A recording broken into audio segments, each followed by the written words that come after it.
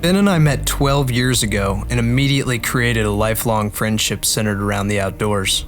For the past 12 years, we have explored all over the world, partaking in our favorite outdoor activities. From kayaking the inlets of Alaska, to climbing the tallest peaks of the Rockies, to scrambling among the ancient ruins of Greece, we have experienced more already than most people have in a lifetime. We kept getting the impression from our peers that there was nothing to see or do in Kentucky.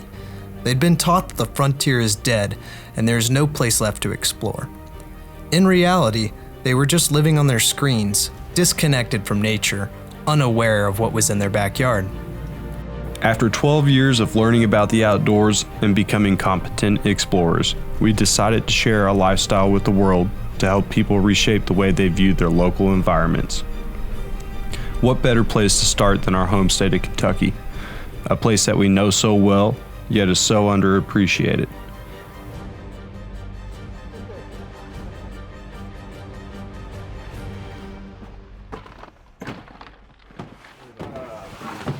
Getting there at midnight, we're gonna get what, 6 hours of sleep, if that?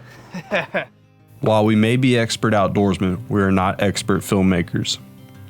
Filming this trip has turned out to be a whole nother adventure in itself. Today is Friday, June 3rd, and we are in Louisville, Kentucky, about to embark on a 10-day expedition across the state of Kentucky, from the easternmost point to the westernmost point, geographically speaking.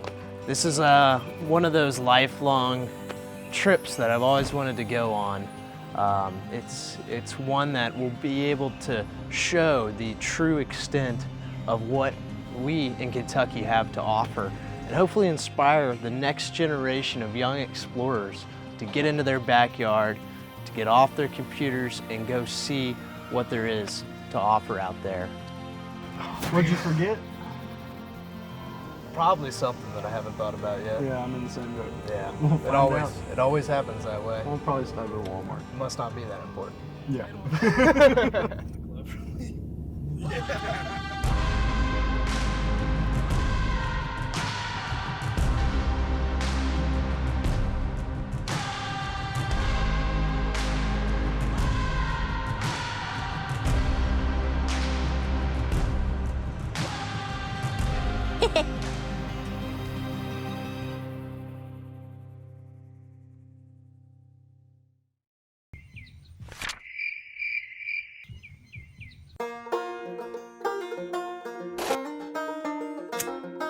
In order to access the easternmost point of Kentucky, we had to drive through southwestern West Virginia to a boat ramp on the Tug Fork River.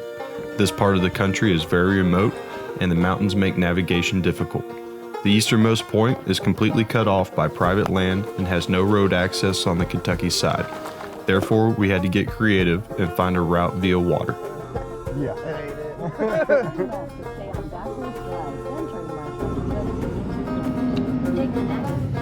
Can't see.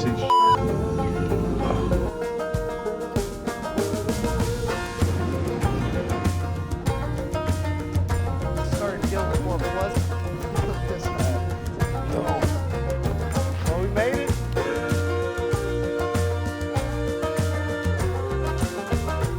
Now we're on the Tug Fork River, which is the northeastern boundary of Kentucky. It separates Kentucky and southwestern West Virginia. This is going to be the start to our journey from one point of Kentucky to the next.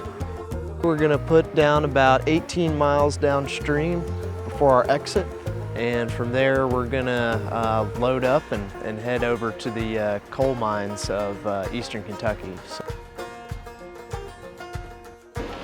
Oh shit, River got a little heavier. Oh, hey, Brett. Good morning. all right, Sissy, I'm hopping in. All right, go for it. Start of the trip.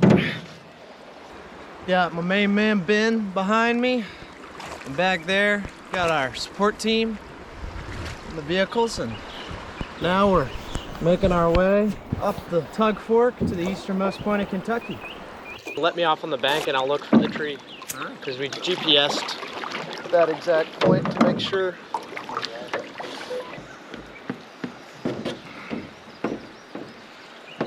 Overall, we got 400 miles as the crow flies to our end destination. Takes about 850 miles to get there across 9 days. Gonna get the full breadth of Kentucky, man. Let's get on. How do you want to shoot it? Straight down the middle. Let's see where the middle is. Oh yeah, now we're cooking. One time.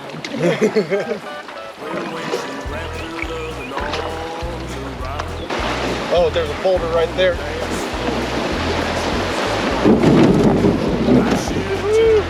Come on, sissy, paddle. Paddle. You know, we're probably going, what, 6 miles an hour? You're going faster than I was expecting. What type of duck is that? Or a loon or something? Diver? Oh, that rock. Oh, dude, that's nasty. Oh, Here we go. There's actually a lot of freaking rocks. Better watch out. Oh, buddy. that's a big boulder. Just go left of it. All right. Very nice.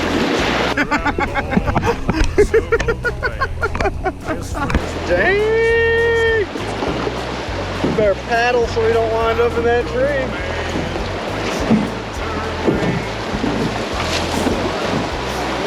Oh yeah, those are some nice waves too. Woohoo! Hello.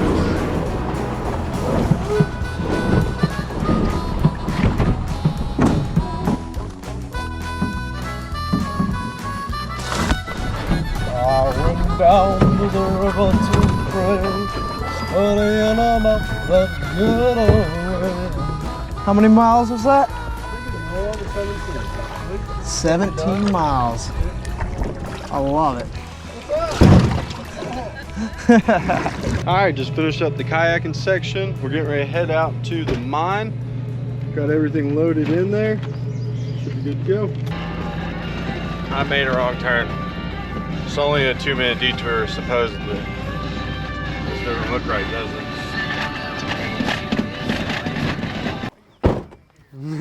it? How's it going? What's going on, brother? I'm glad you made it. Thanks for bringing the gear. It looks good too. Welcome to our beautiful campsite that doesn't have any paper on it because I just picked it up.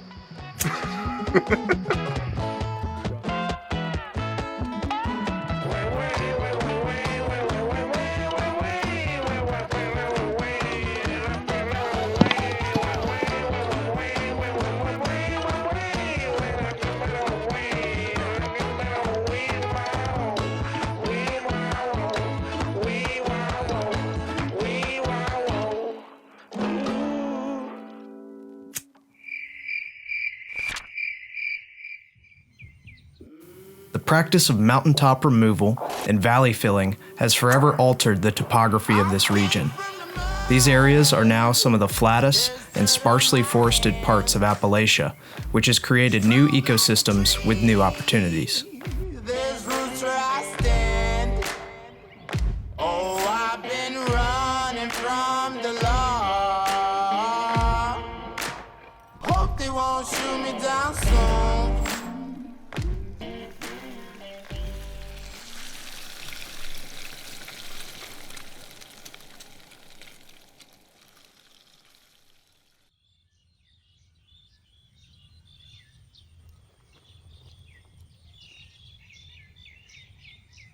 Hooking up the solar panel to the battery pack.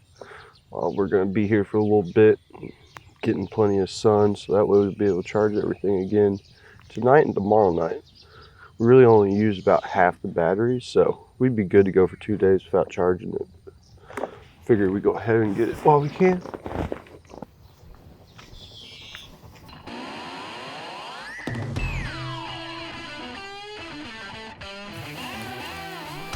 Today, we explored a reclaimed strip mine in Breathitt County, Kentucky. These reclaimed areas are perfect for utilizing off-road machines to explore the rough and rugged landscape of Appalachia. Coal was discovered in the area in 1750 and has been integral to its economy and culture ever since. The reclaimed mines are quickly finding a new life as outdoor recreation and ecotourism destinations. So you're going up to the blue, take that down and come back out over here, and then we come right, Blake. You ready for this? Ready, gun it. You ready to go, sissy? You ready, Freddy? Uh-huh, I'm ready.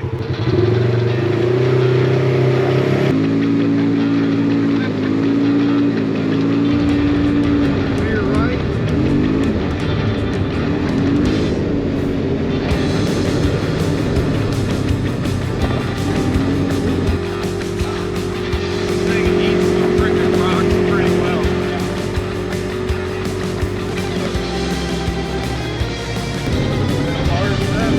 Right there in that trail. Right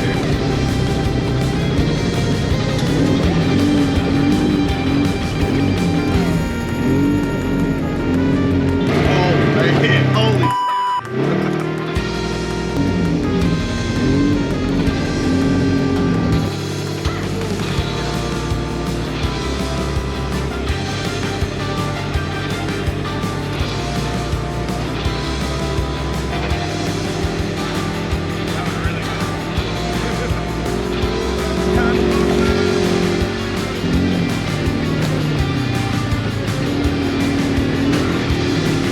Holy Hell yeah, baby. I'll get after the brakes.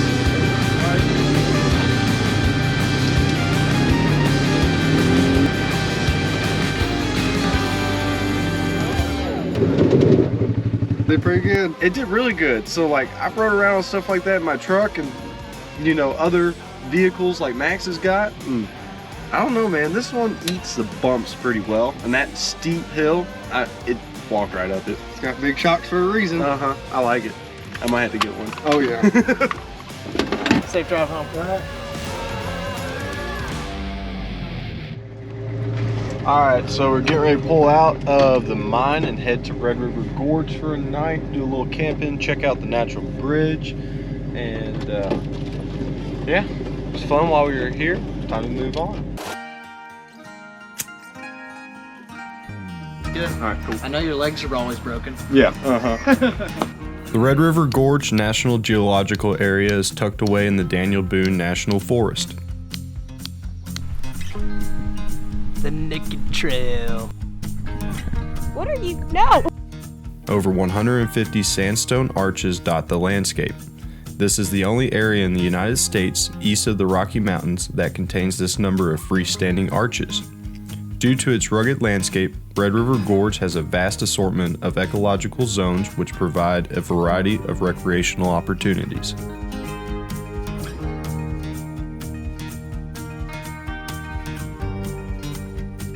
Big one.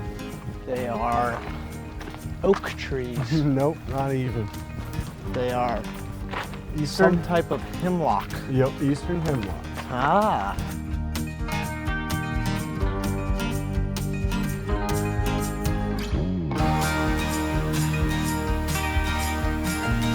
That's copperhead. While there are 34 different species of snakes that inhabit Kentucky, we luckily only encountered 2 of them on our trip.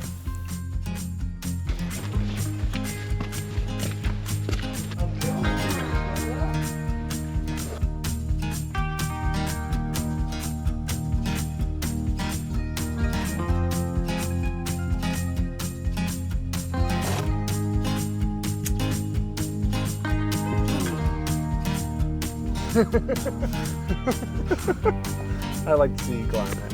I'd be impressed. If I had ropes and a competent person below me, I'd give it a go. Man, it doesn't get much more beautiful than this. Well, we're gonna go to the rock castle. We're gonna say the same thing. I've said it every second of this trip. Yeah, every stop. Absolutely. Every cool place in Kentucky, I'm like, man, it doesn't. Get the lanterns out, light up the camp spot, turn on the speakers, jam some tunes, sit around the fire. I mean, that's what coming out here is all about. Mm-hmm. Having a dynamic day of activities, and then just relaxing at night. Not a worry in the world out here. Mm-hmm.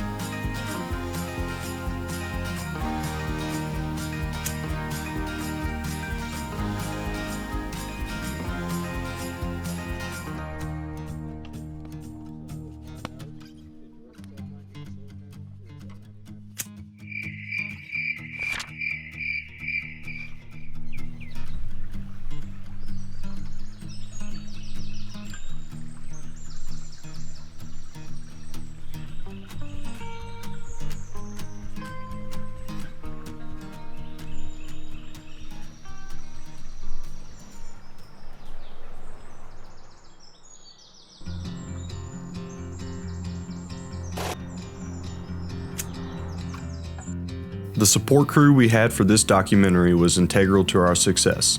Despite the scale of the endeavor we tackled, our crew is very small. A total of 5 people contributed, and never more than 3 were on site at any given time. Everyone on the entire team brought their own unique skills and experience to the table. Mechanical expertise was not a skill I brought to the table. Thankfully, we had Mark for that. Looks like it's almost to the top dot, doesn't it? Yep. I think that's good. For whatever reason, we've gotten compression in it somehow, somewhere. Got a pressure on it. Pull that. Right there's a spark plug cap. Pull that off.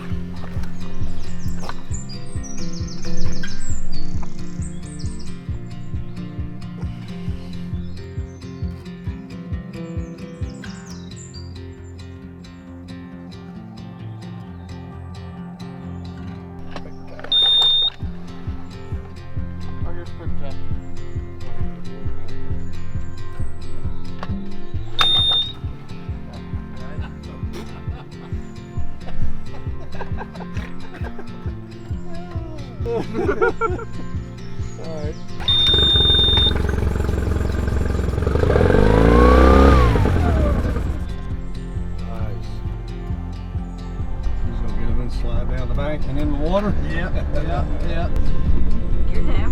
Oh, he was that follow that it was getting stuck. it was holes and it was mud holes like that growing up hunting that land between the lakes. That's all we were doing, running through mud holes and chasing deer. We'd get to a road and be like, looks like no one's ever drove down that because of that obstacle. And Dad'd be like, let's go for it.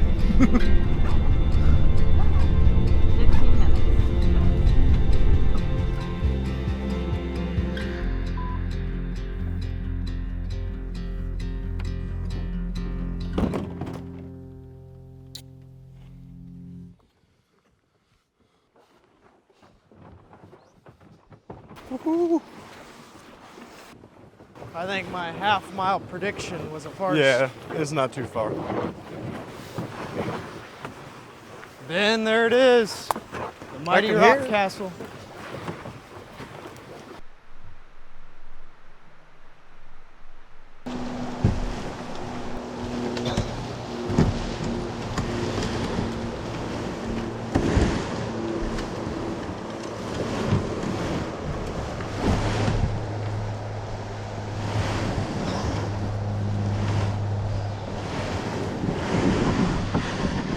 This morning we packed up camp at the gorge. Today we embarked on a 7-mile paddle down the Rock Castle River. While water levels and flow rates fluctuate, the Rock Castle is one of the most consistent sections of whitewater in Kentucky. I'm ready to hit some whitewater. Yeah? Hopefully it don't get tossed too many times, but we'll see.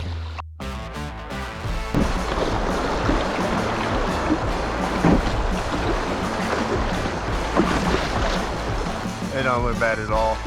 Almost looks like the left side will be a little deep between those 2 rocks. A little warm-up run.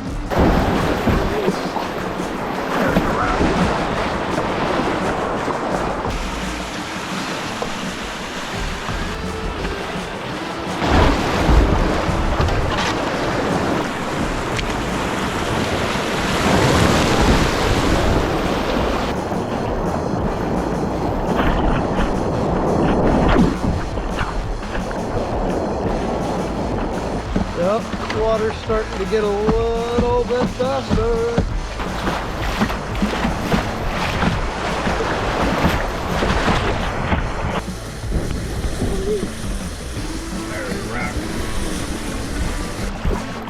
This is our first probably realist rapid, maybe a class 2. It ain't much, but it's cool because huge grade change, straight shot, lots of waves.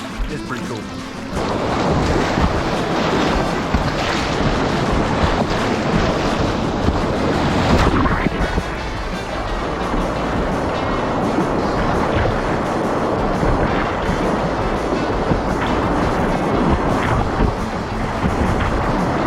We can hear the thunderstorms behind us, and they're starting to close in. So we're trying to pick up the pace and cover some ground.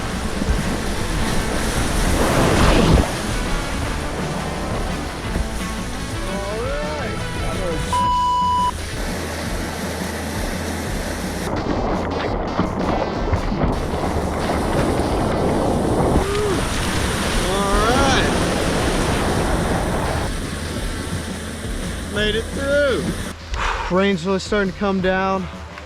Hear thunder all over. We really need to get some, really need to get going to get to the campsite.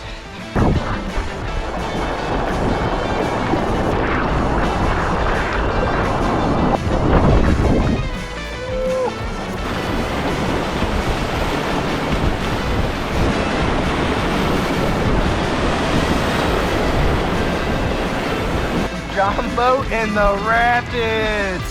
No way, we got through that rapid.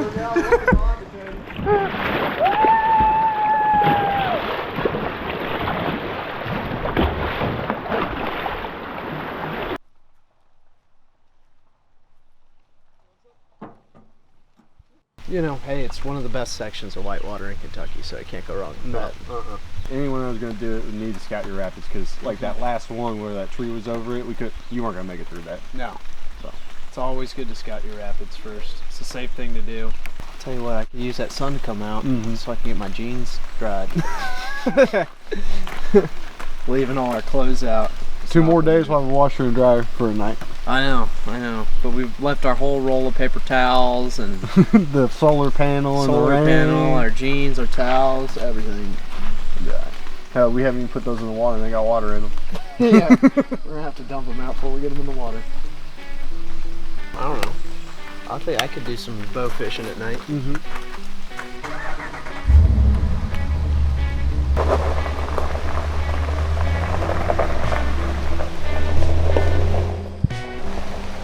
That's fun.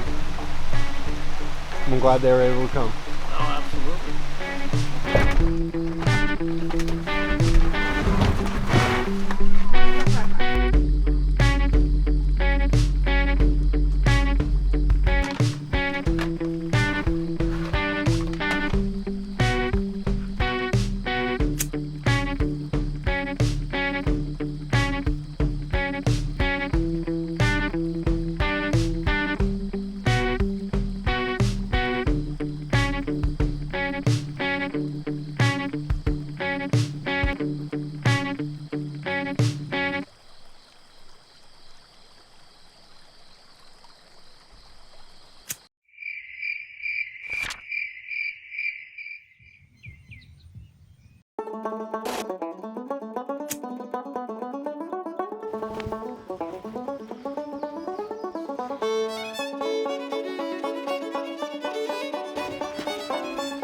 Max, you got the keys? Nope.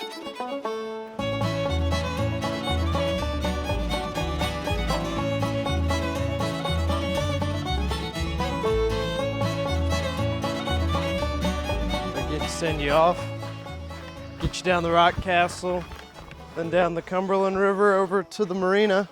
I'm gonna drive around and I'm gonna get to Burnside and then head over to Wolf Creek from there. What time are you gonna get to Wolf Creek? I think it should probably take me about 3-4 hours with some stops. We'll get back there and pump some water. What's up? Get back there and pump some water, bud. I'll watch you do that.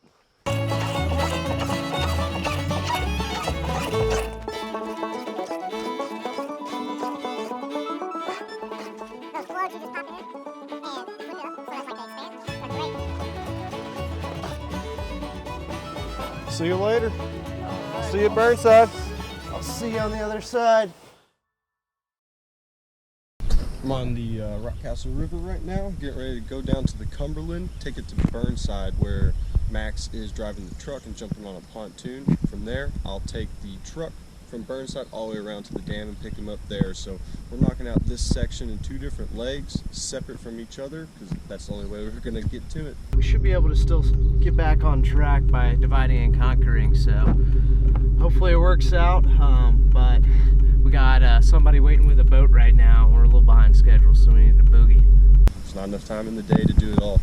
So going to cover as much ground as possible. I got about 37 miles. I think he has about 50. And hopefully he'll be able to go a little faster on the main leg for the bigger boat. Let's do it.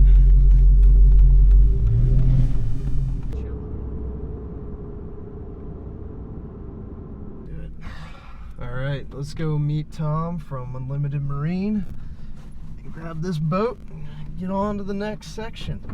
Should be a good one.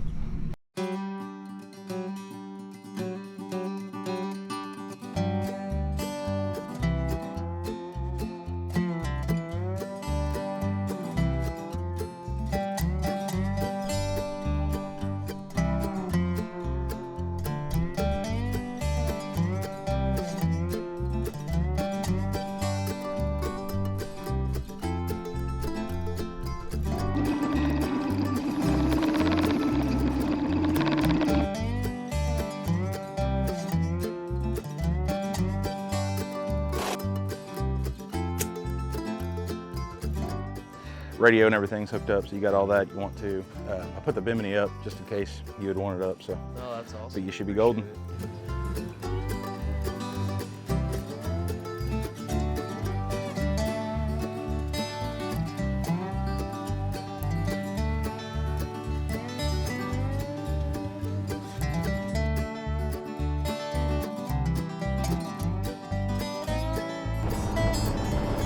All right, so there's 3 places that we primarily want to check out on this trip.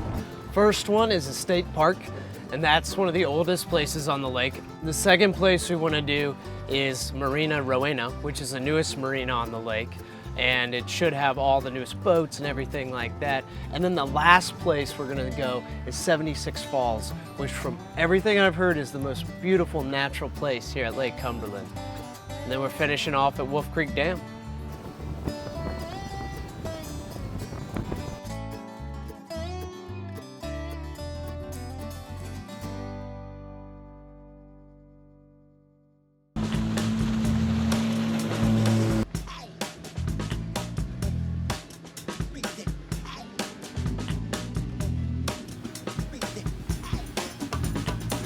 Ran out of gas, about ready to fill this thing up. Gonna have to make a funnel of the water bottle.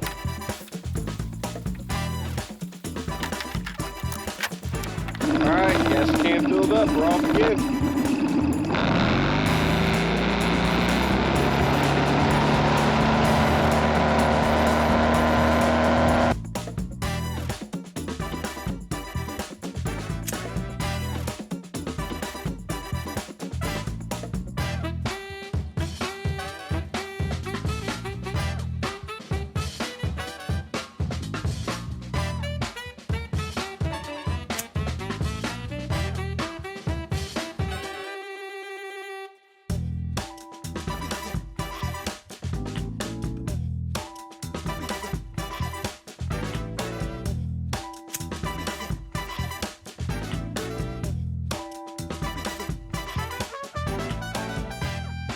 All right, I'm just chilling here at 76 Falls, waiting on Ben to stop pretending to catch fish or whatever he does. Kentucky is water, baby. So this is the confluence of the Rock Castle and the Cumberland. You got Rock Castle Campground right over here. You can kind of see the boat ramp. And we're actually going to be headed that way to the lake. We're not going upstream. And I did notice my boat slowed down quite a bit in this stretch because the currents just weren't jiving. So headed that way downstream. It's funny you say that because sometimes when I've been out here, I don't even know where I am. Is it shaking? Yeah. I wouldn't swim through that tunnel. I would not swim through that tunnel.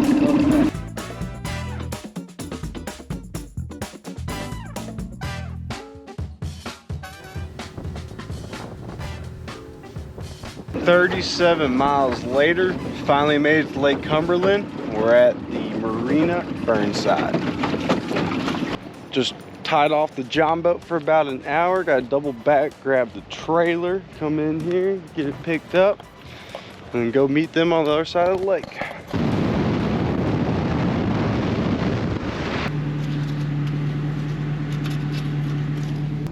There it is out there. Now we're just looking for Max and them. See that pontoon that they throw across the lake on. Oh, there they are. Hey, thanks, Tom. No problem, man. Appreciate you and everybody at Unlimited Marine who made this happen for us. Absolutely. Had a great time out there on Cumberland, and we can't wait to do it again. Take it easy, man. Thanks, man. You too. Made it to Dale Hollow. A little bit behind schedule, but we still got plenty of light. Let's get this boat in the water.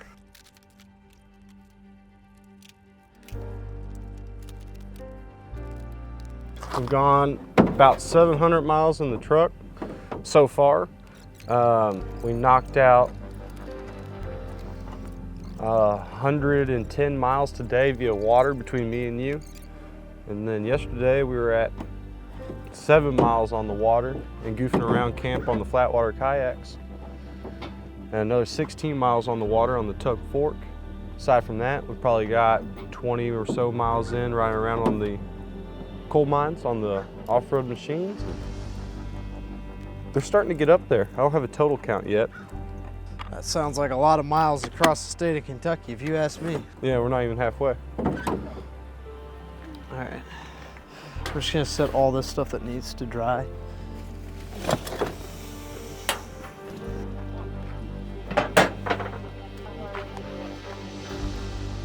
$20 miles.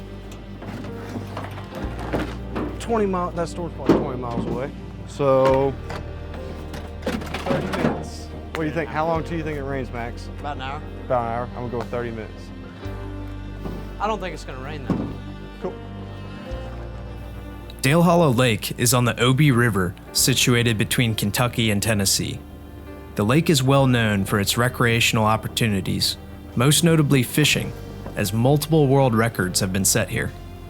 Dale Hollow is one of the most beautiful lakes in the area, with its unique islands and crystal water.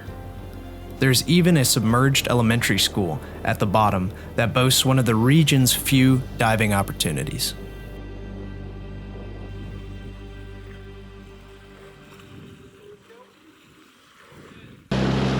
Trying to make it to the island before the rain starts. Old Maxie here will gas it up. We'll probably make it.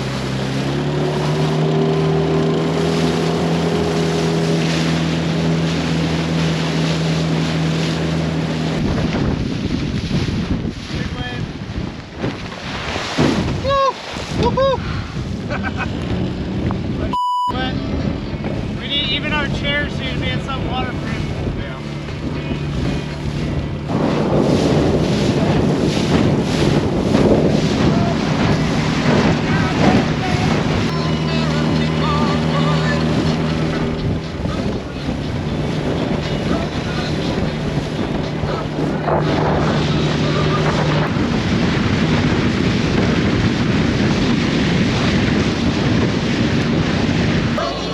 I say we go get set up real quick over here.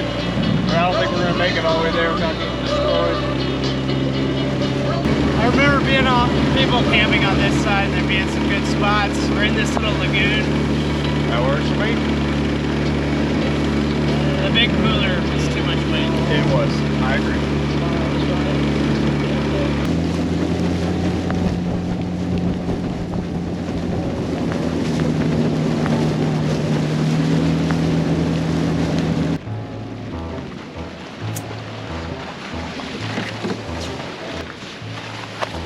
That storm got here a little quicker than we thought, didn't it?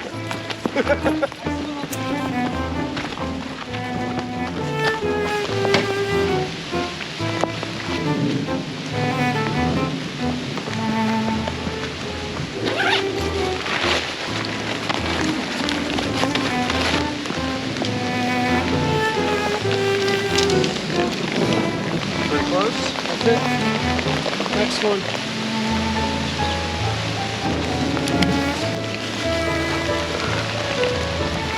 My phone is so wet.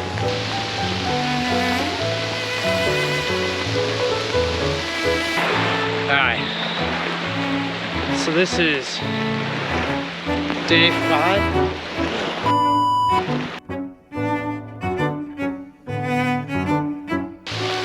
This is Don't talk to me about it.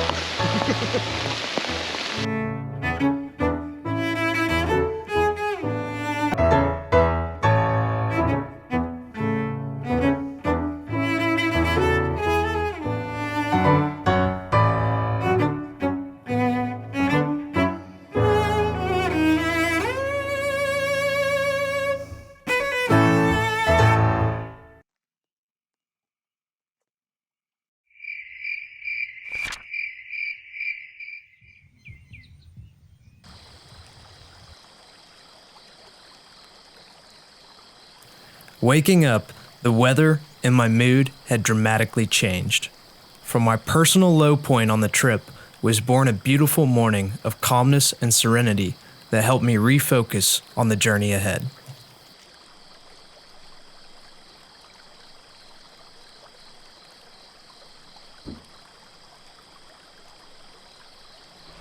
The majestic Ben Heckman in the wild, trying to catch a fish. think he's caught the same one 3 times. So he's only caught 1 fish this trip.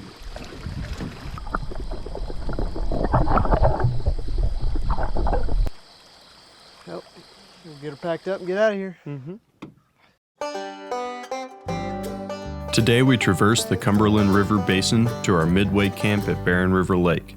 This is where Max and I grew up and started our outdoor adventures together. Along the way, we visited some of our favorite local shops and crossed the river on the Cumberland River Ferry.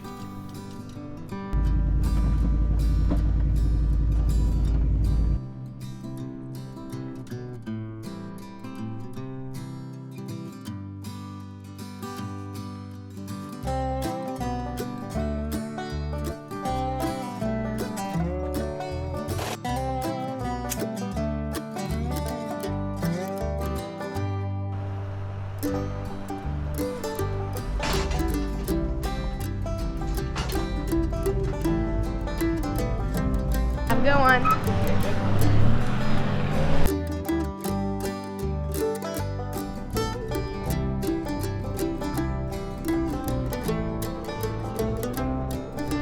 Along our journey, we stopped to shop and support many local Kentucky businesses, including Kenny's Cheese.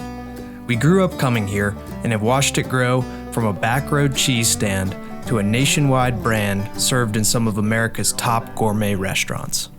Come on, Kenny. Where you at, man?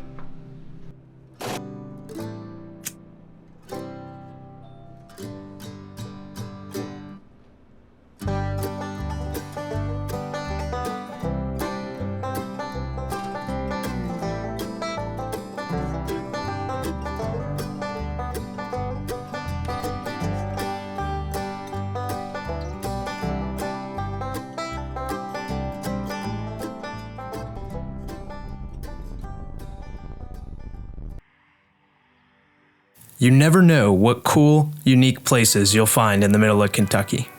Paradise Point, which is a cafe, antique store, and art gallery, is no exception.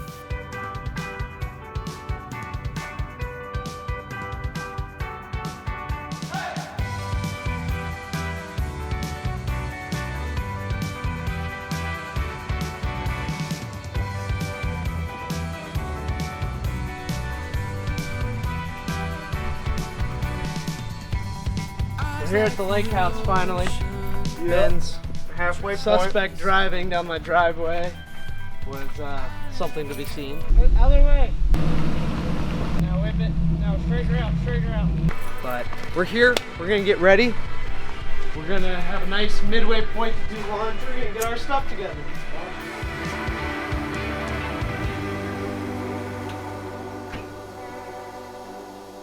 I got Ben with me. I got Blake with me. Back and ready. Back and ready. We're out here about to go wakeboarding and skiing and then finish off with a little trolling. Show you all what a proper lake day in Kentucky means. They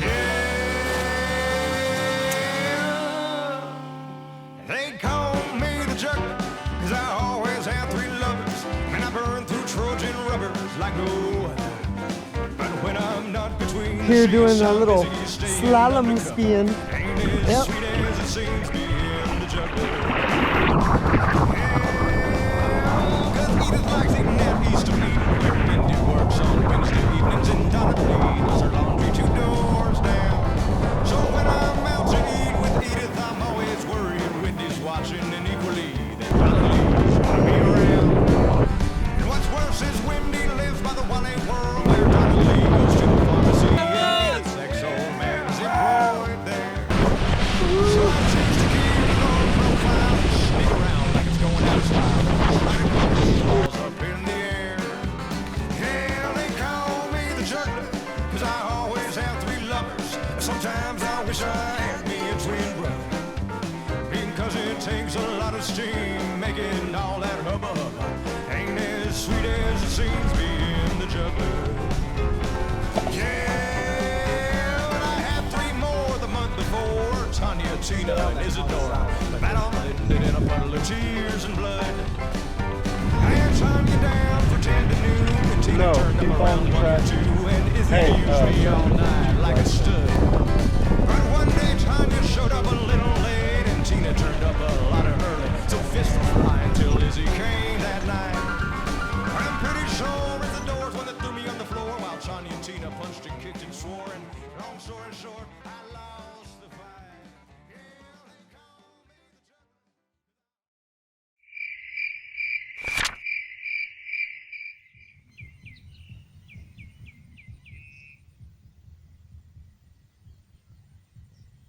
All right, we got 10 minutes and we got a boogie. We're getting packed up. Gonna go to Horse Cave in central Kentucky and then make our way down to Land Between the Lakes for a little bit of horseback riding.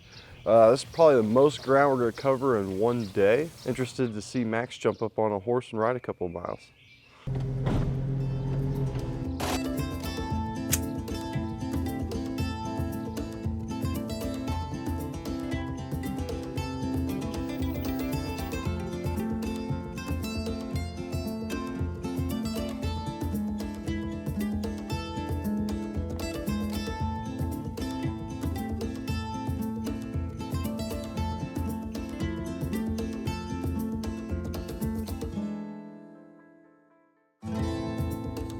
We're out here at Hidden River Cave in Horse Cave, Kentucky. We're about to show you what's underneath Kentucky.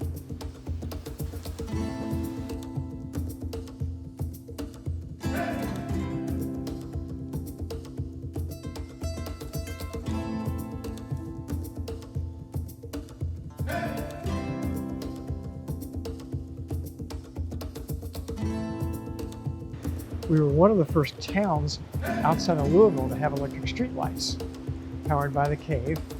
The cave owner, Dr. Thomas, was a dentist. He lived in the white Victorian house right above the cave. He powered his dental drills off the cave system. So you might say he was a dentist that really loved cavities. It turns out we have something like 21 different obligate cave organisms. These are animals that have to live in the cave and can live nowhere else, right here in Hidden River Cave. Now to put that in perspective, you know, the cave was horribly polluted 20 years ago, and there was almost nothing with it. So now we've cleaned it up. We have 21 species. There was a guy named Culver that did a biological study worldwide on cave species. What he was saying was that there may be only about 20 caves in the whole world that have more than 20 cave species. So we've gone from being one of the most polluted caves in the world to one of the most biologically diverse in less than a decade by dealing with the sewage problems that were coming in the cave upstream. Well, we're sitting here at Sunset Dome, which is one of the largest cave rooms in the United States, and it took the American Cave Conservation Association more than 30 years to get this reopened again and restored. But the most important thing that happened to allow us to reopen this cave began in the 1980s when there was an effort underway started by Bill Austin, who was the grandson of Dr. Thomas, the cave owner, and a lot of other people in this community, to build sewer systems to protect the cave.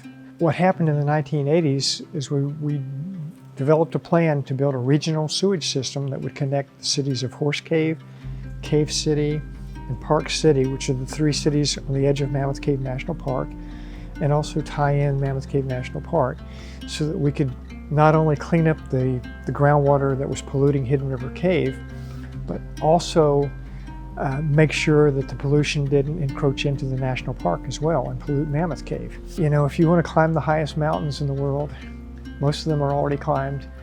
You may have to go all the way to the Himalayas or Antarctica or someplace like that and spend thousands of dollars to do it. You want to explore places that nobody's ever been. In most cases, it's difficult to do it. But here we are in a small town of 2,000 people in central Kentucky, halfway between Louisville and Nashville, and there's still unexplored parts of the world that can be found here.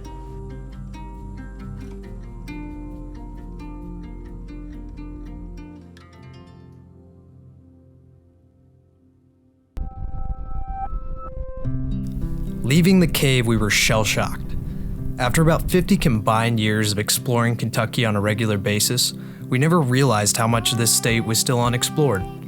It felt like David had just inadvertently highlighted to us the exact sense of wonder and curiosity we hoped to instill through our documentary. It reminded us that even the most experienced and well-traveled explorers can overlook some of the biggest adventures in their backyard. on? Hey guys, how y'all See ya. doing? Doing good. Well, doing well. Excited to get out and ride today. Doing good. My name's James. I guess you're Max? I'm Max. All right, Max. I'm going to tell you what we're fixing to do today. We're going to go on what we like to call the lake trail. This trail pretty much goes all the way around the lake. We'll be right next to it all the way around. But there's a few things I want to go over with y'all before we head out on this trip. Number one is we are on a horse. A horse sometimes can have a mind of its own, but these are good guys. If y'all just kind of follow the instructions I'm going to give, they're going to do whatever you want them to do. I just want y'all to be wary that there are things that belong out there in the woods that I have no control over. There's deer, turkey, snakes, bees, but I'm going to kind of talk with y'all and tell you how to set your feet, how to use your reins, how to set the saddle, things like that that's going to make this ride much safer for you. Other than that, it's just going to be a beautiful ride. Y'all are really going to enjoy it. This is my 11th year here at Wrangler's Campground. I've been doing this business for 18 years at other different parks throughout. So I'll take care of you guys. Y'all are in safe hands. Y'all are in safe hands. But y'all really enjoy it. All right, awesome. Well, let's go ahead and saddle up. Okay, let's go. What's your horse's name? This is Shadow. Shadow. Now y'all, I'm gonna go over this with you one more time. Okay. The neck rein, so you're holding both reins in one hand. Then whichever direction you want to go, you're just going to take both reins in that direction. So if I want to go to the left, I'll pull them to the left. If I want to go right, I'll pull to the right. If I want to stop, I'll pull back. If I pull back hard, he's going to back up for me.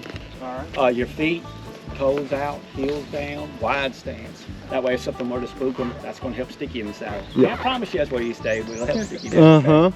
Wrangling, I guess that would be in the cowboy terminology. But basically, you're going out and you're herding cows up. You're wrangling cows up.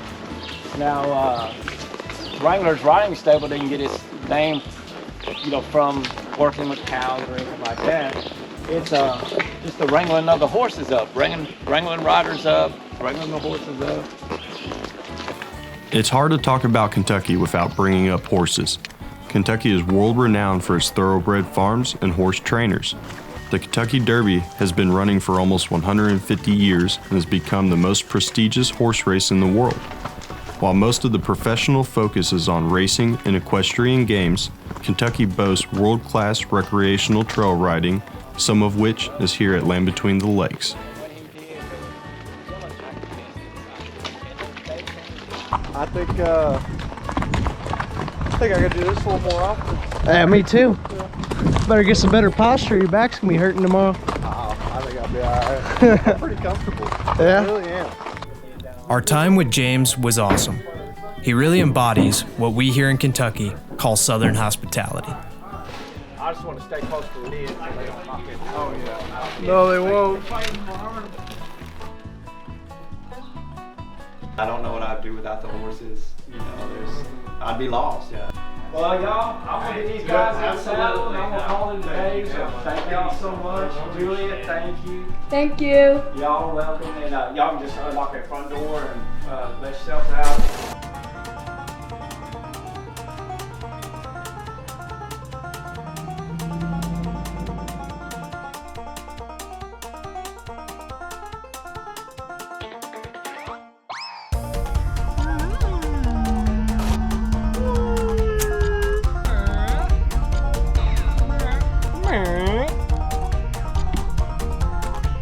Got you, girl.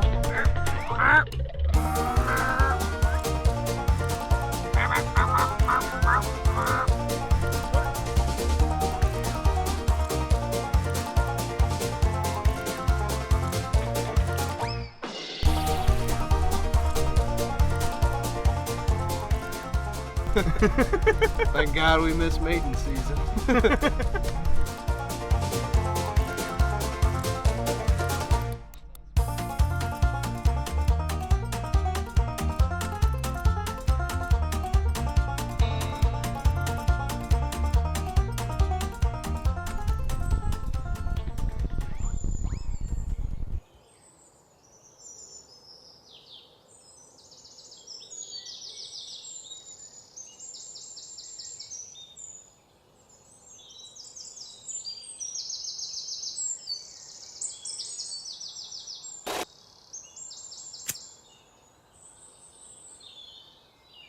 All right, so we're here at Land Between the Lakes. I know you've been here a lot growing up, and I never really asked you too many questions about it. Like, what should I know about Land Between the Lakes?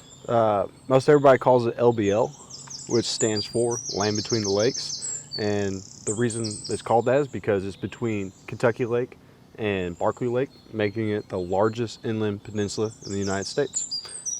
Like growing up, my dad would always bring me down here hunting and fishing.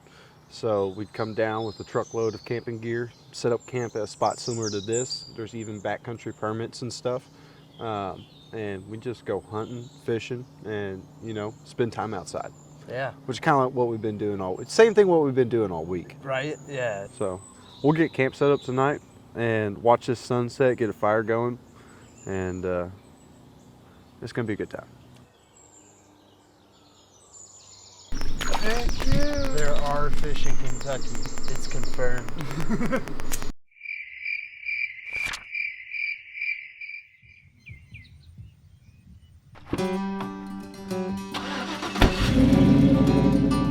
Today we jumped in our boats and traveled down the Tennessee and Ohio River. Our friend Alex came down to resupply us and will be joining us for the remaining portion of the trip. We had originally planned to do this portion with 2 boats, but due to mechanical issues, we could only take 1. Therefore, we had to leave our director and camera woman behind and completely self-film as we raced against the clock to complete this journey.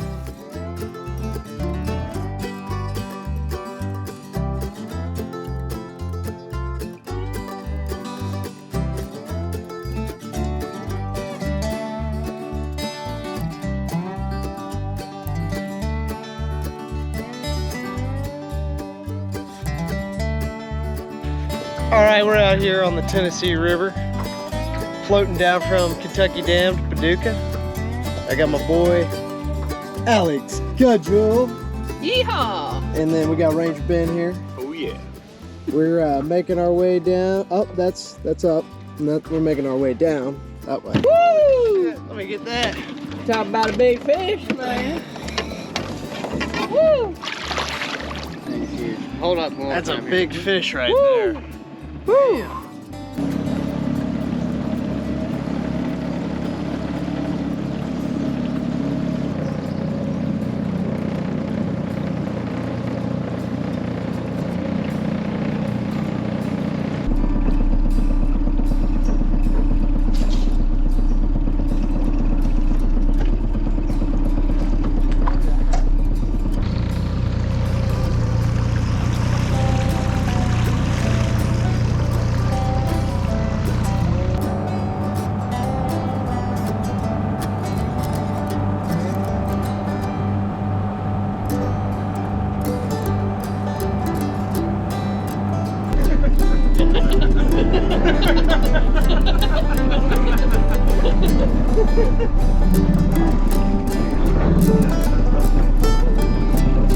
So where we are sitting at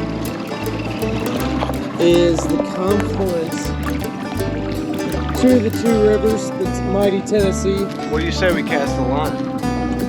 I say, should we catch a fish in Tennessee or in Ohio? We'll find out which one's better.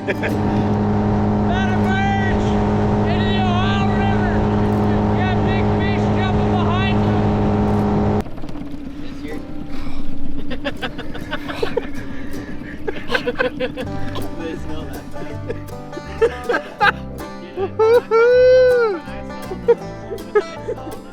Take a whiff.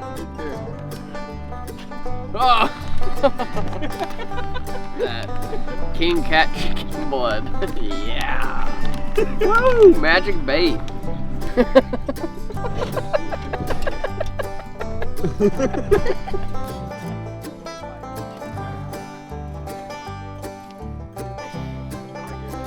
Might be the biggest one you've ever seen. Temperature's great. Water's warm. Maybe you smell it. Nothing better.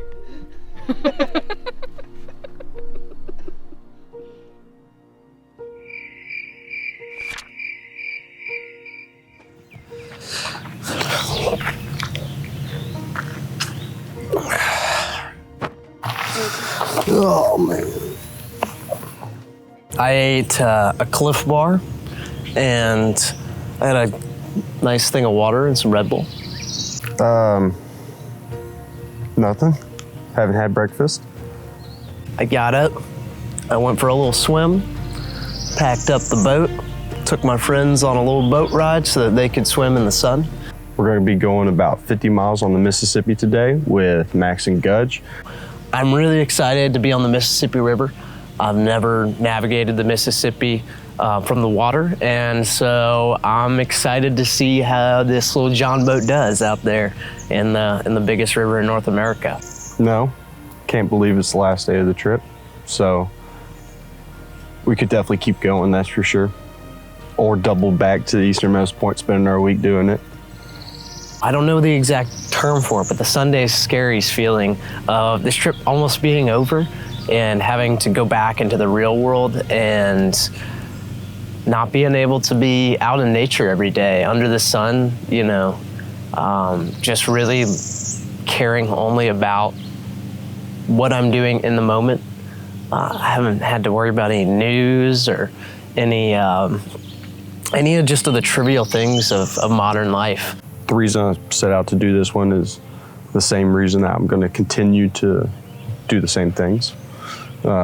Just going out, spending time outside and, you know, trying new things, seeing new places, and spending time on the water and in the woods. Oh, funniest moment of this trip. Whew. It's a lot to chew on right there because there's a lot of funny moments, some which I can't say on camera, but in hindsight, trying to beat the storm at Dale Hollow and then just getting absolutely obliterated. Getting caught in the rain was funny in hindsight. And just, I mean, hanging out, all the goofy banter and campfire talk. I mean, that's the best part about it. So that's probably where all the funny parts came from.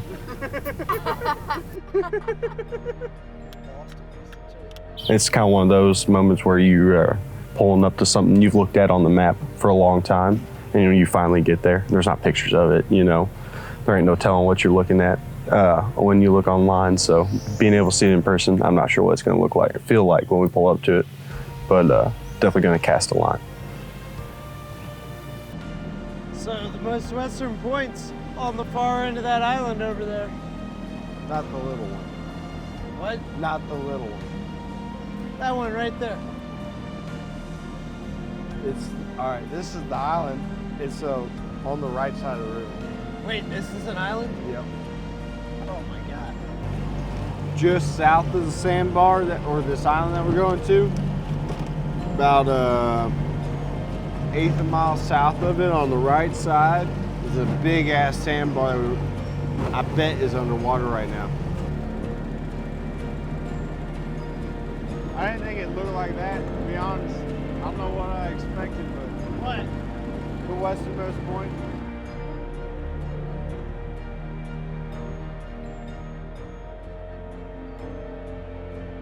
That just means we need to do another one.